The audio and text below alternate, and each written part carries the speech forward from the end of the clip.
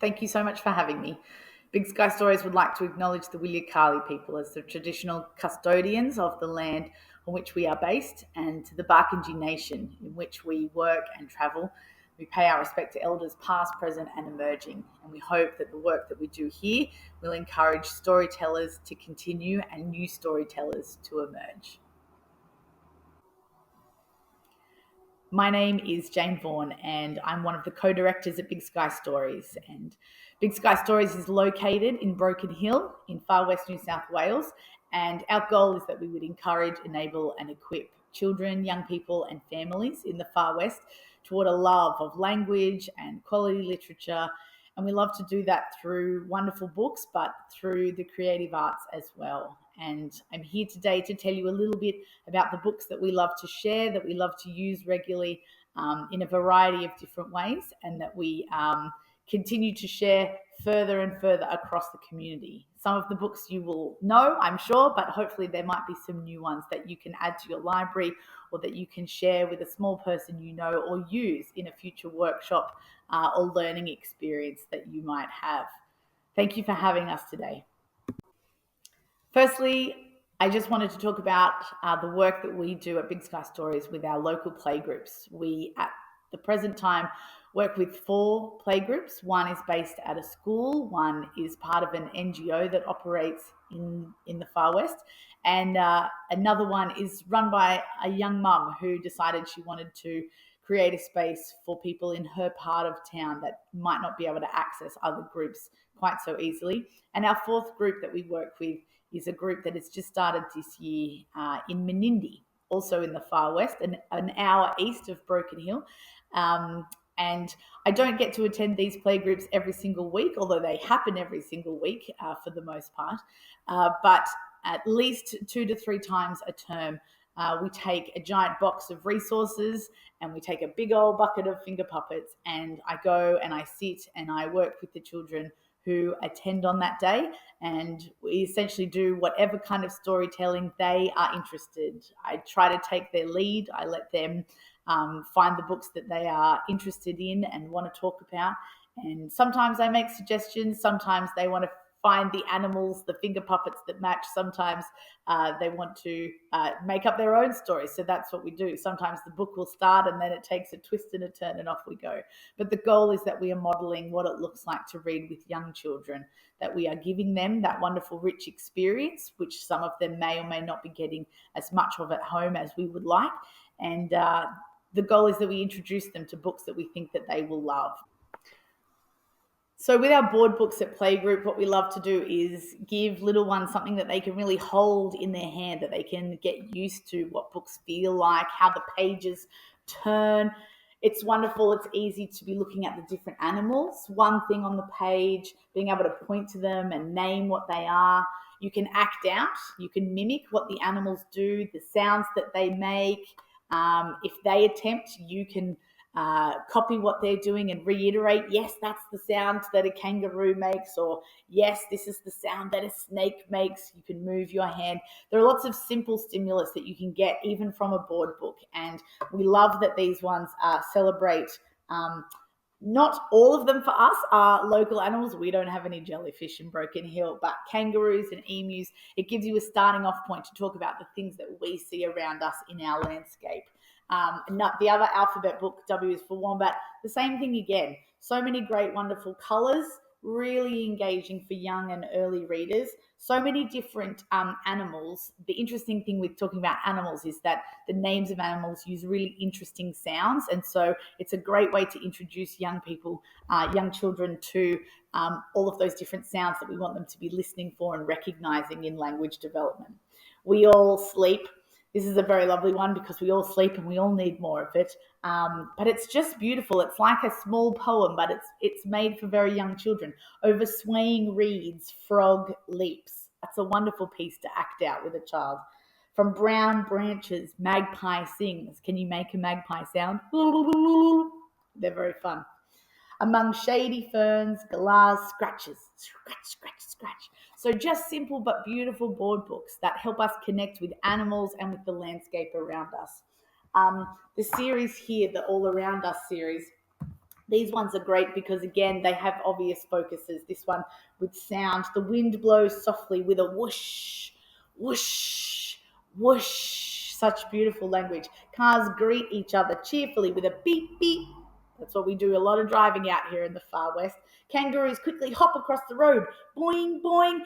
And these things out here, it's wonderful in the far west. I don't know, for children in urban areas, they might not so much, but First Nations books are wonderful for representing the landscape that we actually live in out here. There aren't as many books that do that in picture books, but First Nations people are their wonderful connection to the land and to flora and fauna. That's what comes through in the books that we have constantly being produced, and so it's great because children here really connect to them quite easily. Nature, again, all around us, the different landscapes. The breeze blows gently through the air. So just beautifully written and beautifully illustrated. As I said, lots of colour. Kangaroos hop. This one's super fun. The kangaroos hop. The kangaroos hop and the birds fly. The kangaroos hop, the birds fly, and the echidnas shuffle. So you can see that this book builds, and each page has a new sentence. It has a new animal. It has a different verb about how they can hop and fly and shuffle. And again, you can do all of those things. You can ask the children to move like that. You yourself can move like that. And then you can see if you can remember them in order. You might try to speed up or slow down. The kangaroos hop, the birds fly, and the echidnas shuffle, shuffle, shuffle, shuffle, shuffle. So lots of playfulness that you can have with that book. Where is Galah? This is a great book for searching and finding. The pages are really intricate. The illustrations are beautifully detailed, and there's a lot of nice repetition. There's a lot of onomatopoeia that gets used. And again, there's always a cheeky Galah hiding in the picture, and you need to try and find him. And that search and find skill is wonderful for early language literacy development. Bush Bash. This is a great old story, but it's a counting book, and we love a counting book, introducing that idea that things can be represented with numbers, and that we can count them and we can sort them and organize them. One dashing dingo, where is he going? Said 3 flying frogs. Rich language, perfect for the younger years. All of these books are great to be using, and they're really they might seem really simple, but I think when young children are developing their connection to books and language, that's what we want repetition, we want rhyme, we want to be able to search and find beautiful things on the page. They're not beige, they're not, they don't just disappear into the distance. These books are bright and colorful and engaging, and always really popular at playgroup.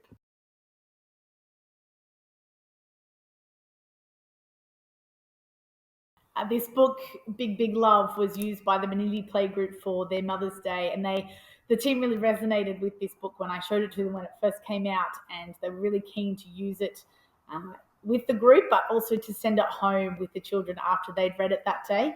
I think this page in particular, which feels a lot like Menindee, and people spend a lot of time near the river and the waterways in Menindee, and so I think what else was great about this book is it's a great book where the carers can, as you're reading it with them as a group, be mimicking what's happening in the story as well. So in that group situation, it worked really well. And to be able to talk about the river and the waterways and what they like to do when they visit, whether they fish, whether they have snacks and food and picnics.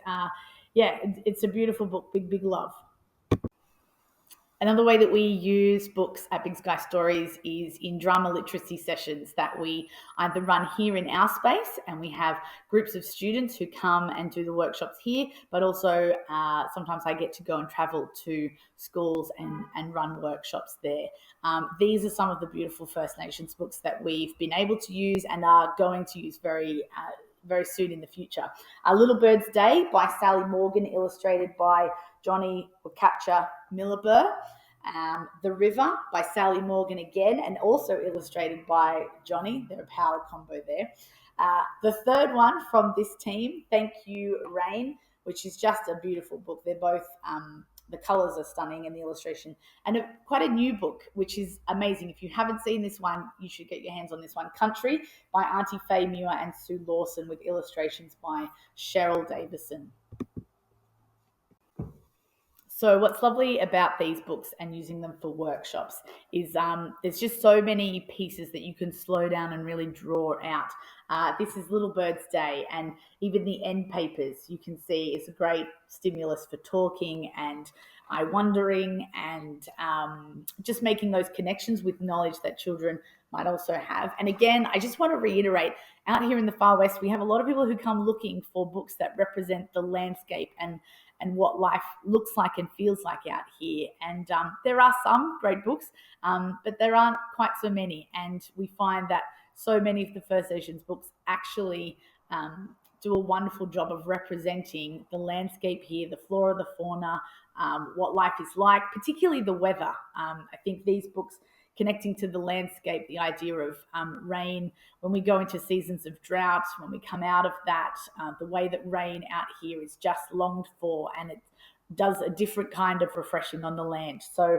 Thank You Rain has a particular hit. The river is a really important part of life here. People do recreation out at the river and the lake system towards Menindee, but they also they fish there, and it's a really important part of life. I'm sure people are aware of the fish kills and the things that have been quite traumatizing for the communities around the river at Menindee and Wilcannia.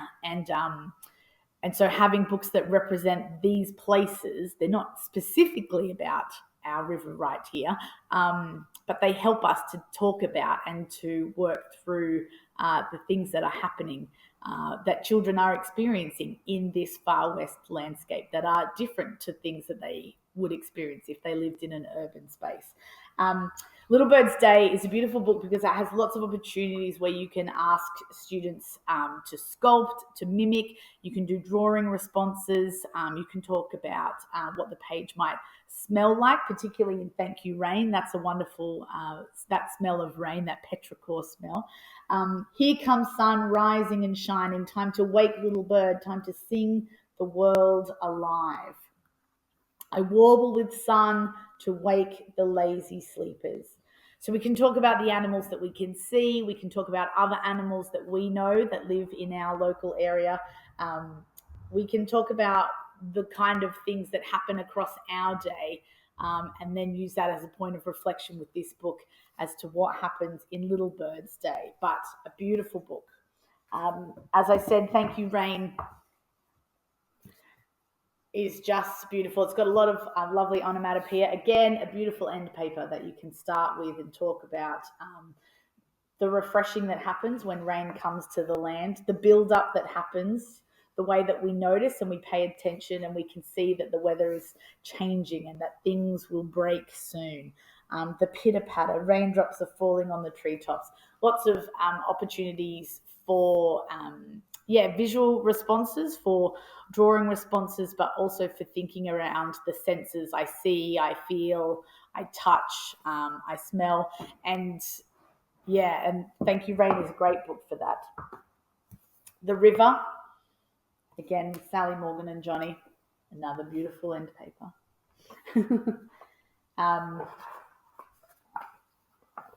Look with your eyes, what do you see? I see green ants crawling over the leaves in the trees.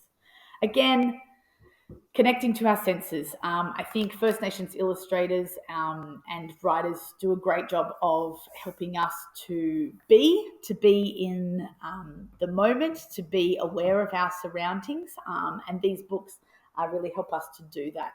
This is the new book that I wanted to talk about, Country, with Auntie Faye Muir. Another beautiful end paper.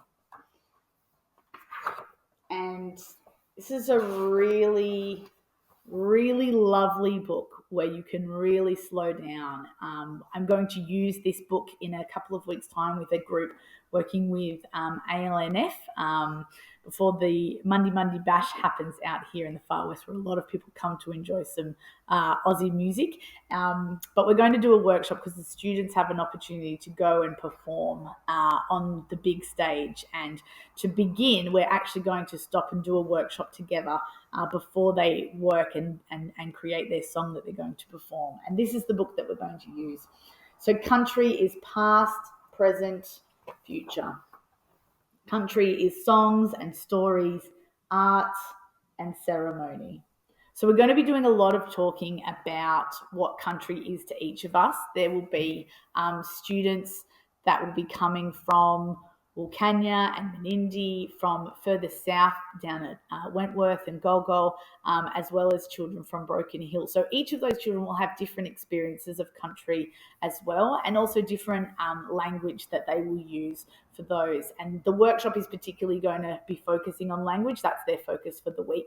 And so we're going to be taking some of the words that are used in this book, and I'm having them translated into Barkindji so that we can talk about those words as well, but that we will be doing some sculpting. We'll be doing some remembering as well, memory making and reflecting on experiences that we might have.